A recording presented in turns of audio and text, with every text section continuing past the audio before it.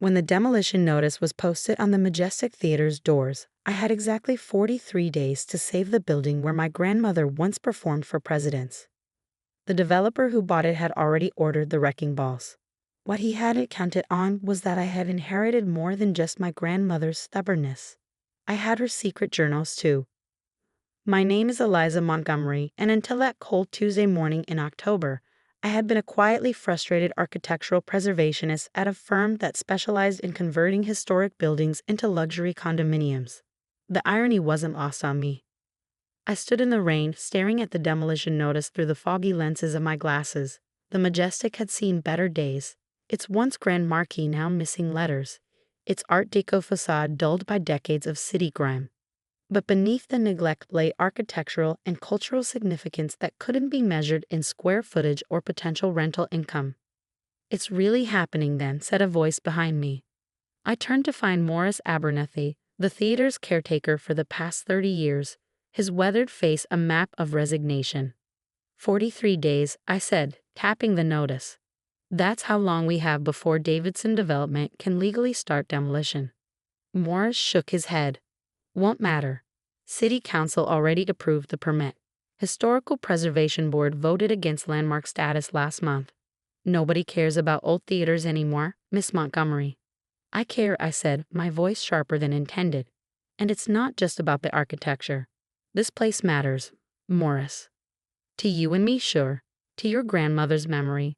But to Richard Davidson, it's just prime real estate for his next luxury tower."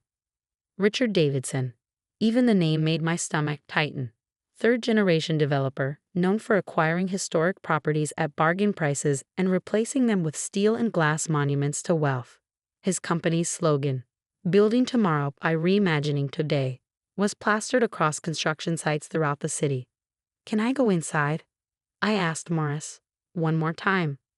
He hesitated, then pulled a ring of keys from his pocket. "I'm still employed for another month. Guess they figured someone needs to make sure the copper pipes don't get stolen before demolition." He selected a large brass key. "Take all the time you need." The Majestic's lobby still retained echoes of its 1920s grandeur, soaring ceilings with intricate plasterwork, marble columns, and a sweeping staircase that had once been traversed by the most celebrated performers of the 20th century. My grandmother, Sophia Montgomery, had been among them. From the 1940s through the 1960s, Sophia Montgomery had been one of America's most beloved stage actresses.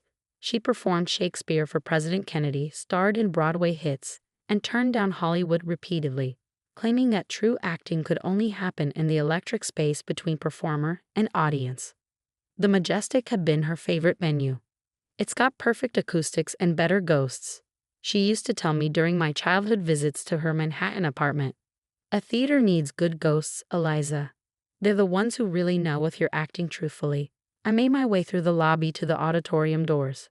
They opened with a familiar creak, revealing the vast space beyond -1,200 seats arranged in orchestra and 2 balcony levels, all facing the proscenium stage where my grandmother had delivered Juliet's balcony monologue, Lady Macbeth's Madness, and countless other iconic performances. Despite the dust and disrepair, the theater still possessed a magnetic presence. I walked down the center aisle, my footsteps echoing in the emptiness. The stage was bare except for a single ghost light, the theatrical tradition of leaving one light burning when a theater is dark. "For safety," they said. For the ghosts, superstition whispered. I climbed the side stairs to the stage, standing center where my grandmother had stood countless times. Above me loomed the fly system with its complex reading, below me the trapdoors leading to a warren of understage passages.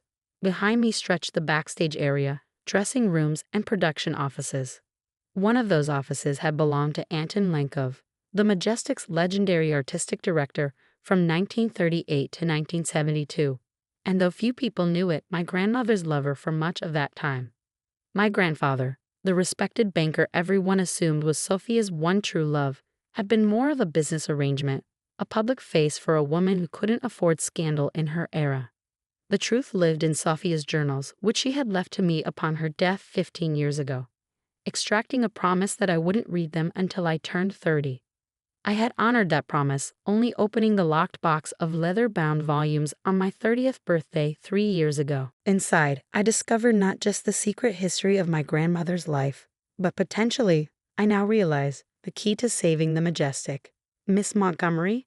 Morris called from the back of the auditorium. I hate to rush you, but I've got a meeting with the Davidson people in an hour.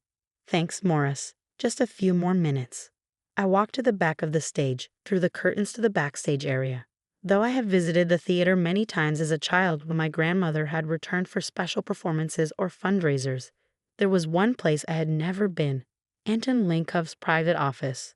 According to Sophia's journals, it had remained largely untouched after his death, preserved first out of respect, then forgotten in the theater's gradual decline. Following the detailed descriptions from the journals, I navigated the backstage maze until I found a narrow staircase leading to a small upper level. At the end of a short hallway stood a door with peeling gold letters. A. Linkov, Artistic Director. It was locked, of course. I removed a small leather case from my bag, a gift from my grandmother on my 21st birthday. Every lady should know how to pick a lock, she'd said with a wink. You never know when you'll need to make a dramatic entrance. Or exit, I thought, as I worked on the old lock until it clicked open. The office was smaller than I had imagined and thick with dust. Heavy velvet curtains blocked the windows, and the air had the stillness of a room unopened for decades. Bookcases lined the walls, filled with play scripts, theatrical reference books, and framed photographs. A massive oak desk dominated the center of the room, its surface buried under yellowing papers and production notes. I didn't have time to examine everything.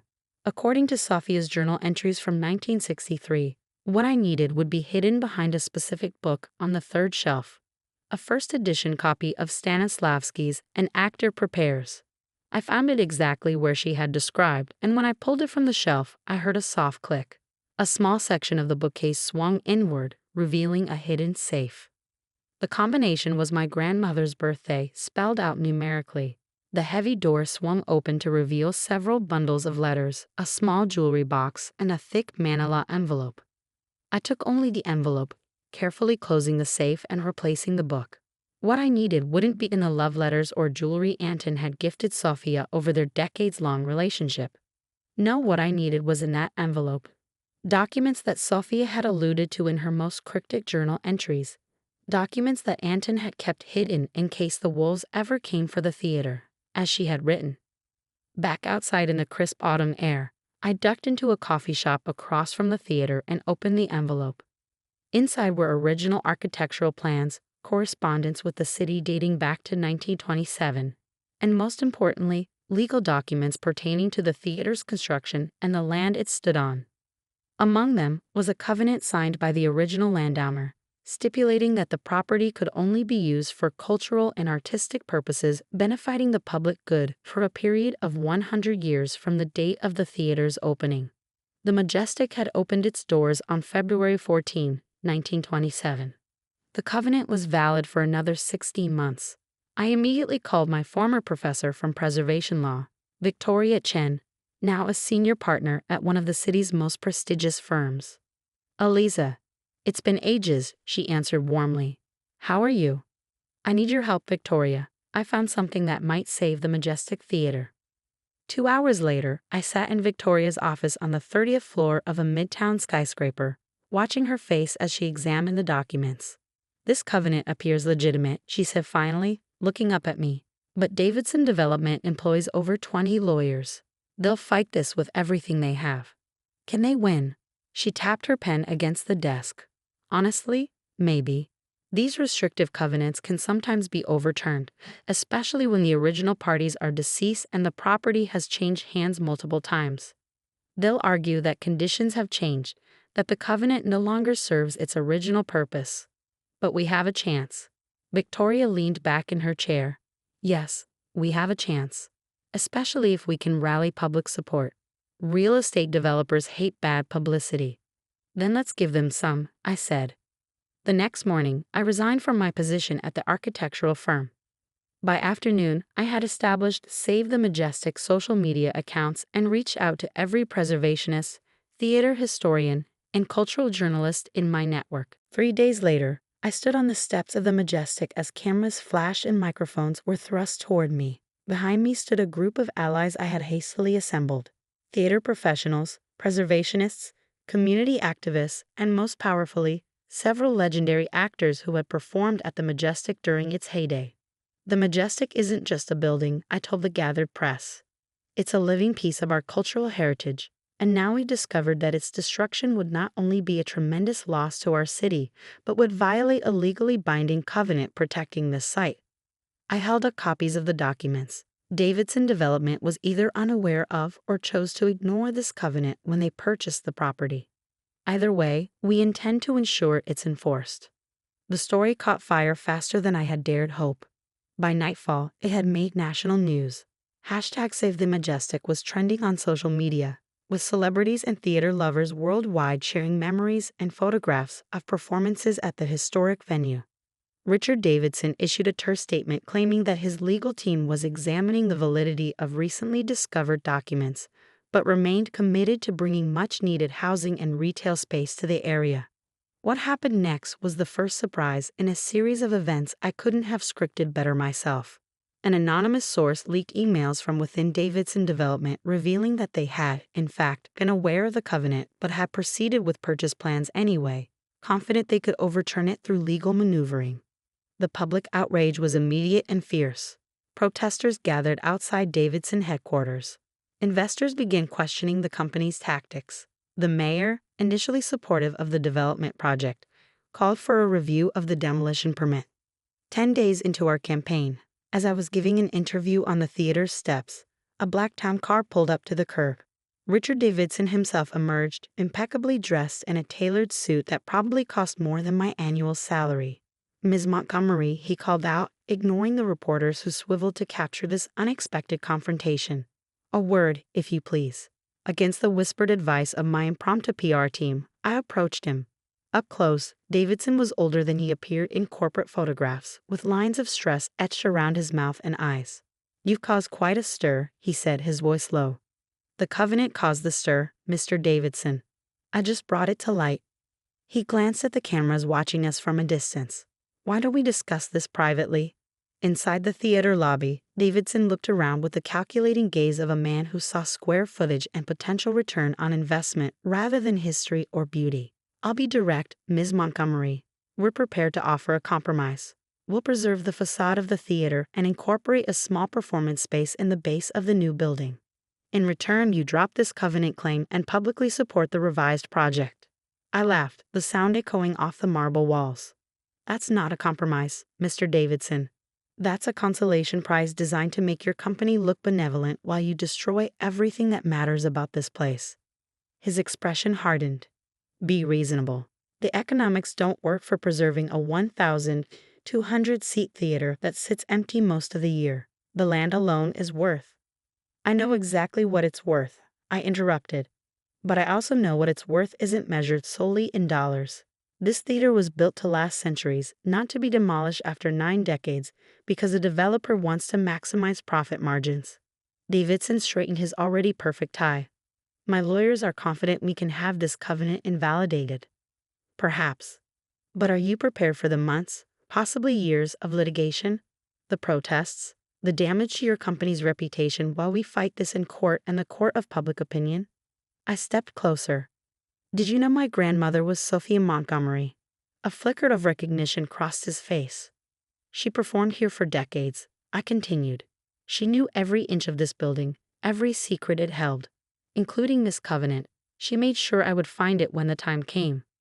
"What do you want?" Davidson asked finally. "I want you to sell the theater to a nonprofit preservation trust. At the price you paid for it, no profit." He laughed sharply. "Impossible." "Then I'll see you in court, Mr. Davidson. And every day we're in court, there will be protesters outside your sales offices, investors questioning your judgment, and the public watching a David versus Goliath story unfold, with you cast as Goliath." 2 weeks later, Davidson Development announced they were selling the Majestic Theater to the newly formed Montgomery Theater Trust for Historic Preservation, at cost. The press release cited the company's commitment to finding balanced solutions that honor our city's cultural heritage while addressing modern needs. Translation: They had calculated the cost of fighting and determined it wasn't worth the battle. The real work began after the victory headlines faded. Saving a theater from demolition was one thing. Restoring it to operational glory and financial sustainability was another challenge entirely. The theater needed millions in renovations, a viable business model, and programming that would attract modern audiences while honoring its historic significance. I had been prepared to spend years fundraising, applying for grants, and gradually restoring the venue. What I hadn't anticipated was the call from Jameson Hayes, the reclusive billionaire whose mother had been a costume designer at the Majestic during the 1950s. "I've been following your campaign," he said when I answered the unknown number. "You've done what everyone said was impossible." "We've only won the first act," I replied. "Restoration and sustainability are the next challenge. That's why I'm calling. I'd like to establish an endowment for the theater's restoration and ongoing operations. $50 million to start." I nearly dropped the phone. "Mr. Hayes, that's extraordinary. The Majestic gave my mother her start when no one else would hire a woman in technical theater. It's time to return the favor." He paused. "There's one condition." Of course there was a condition. There always was. The theater must be restored not just as a museum piece, but as a working venue that trains and employs the next generation of theater professionals. I don't want a pristine relic. I want a living, breathing cultural space that does for young artists today what it did for my mother 60 years ago. It was exactly what I had hoped for but hadn't dared articulate fully. Not just preservation of a building, but preservation of a mission, a purpose, a cultural contribution that would extend into the future. If you like this story, please write comment for next part.